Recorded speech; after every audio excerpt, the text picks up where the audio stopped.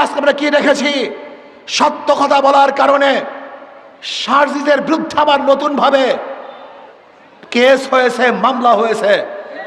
আমি আশ্চর্য হয়ে যাই, বিএনপির প্রতি আমার করুণা হয়, যাদের দ্বারা চক্ষুদান, আজকে তাদের কি তোমরা নিন্দা করতেছ, তাদের বিরুদ্ধে কেস দিয়েছ। আজকে তারেক জিয়া বাংলাদেশে ফেরার স্বপ্ন দেখতো না যদি সারজিদরা না থাকতো। আজকে তোমার নেত্রীকে চিকিৎসা করার জন্য বিদেশে পাঠাতে পারত না যদি আজকে ওরা না থাকতো।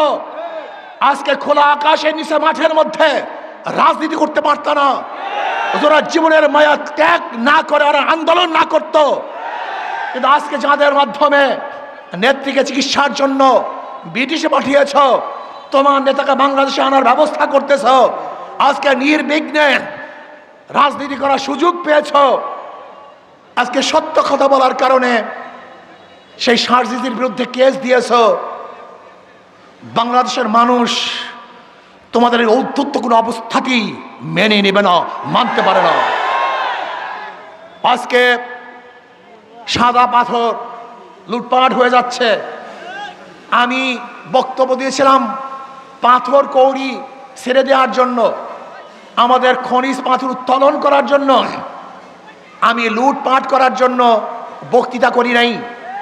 আমি ভারত থেকে পাথর চড়া দামে আনার বিরুদ্ধে আন্দোলন করেছিলাম, যে আমাদের দেশের পাথর উত্তোলন না করে ভারত থেকে পচা পাথর চড়া দামে আনে, এর বিরুদ্ধে বক্তৃতা দিয়েছিলাম। কিন্তু আমাকে আজকে তারা বলতেছে আমার বক্তৃতার কারণেই নাকি তারা পাথর চুরি করেছে। বিয়াকুবের অবস্থা কোথায়? আমি মনে করি পরিবেশ উপদেষ্টা ব্যর্থ হয়েছে। তিনি ব্যর্থ হয়েছেন।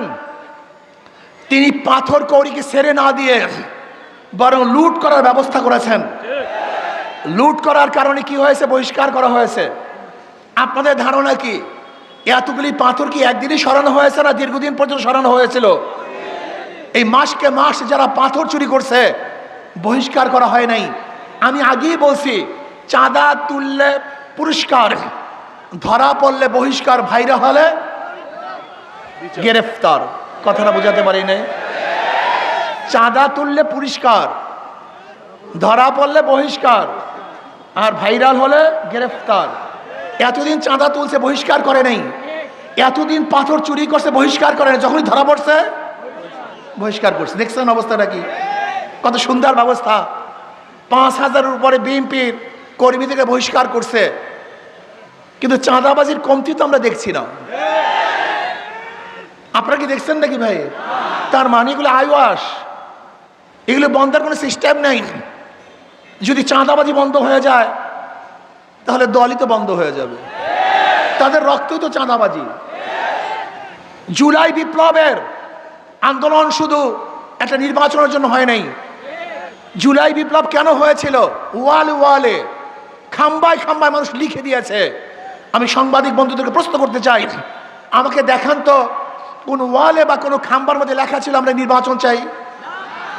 একটা নিদর্শন আমাকে দেখান যে যারা জুলাই আগস্টের সৈনিক ছিল তারা ওয়ালে লিখেছে আমরা সুষ্ঠু নির্বাচন চাই। আমার নজরে এরকম লেখা কোনো জায়গায় পড়ে নেই।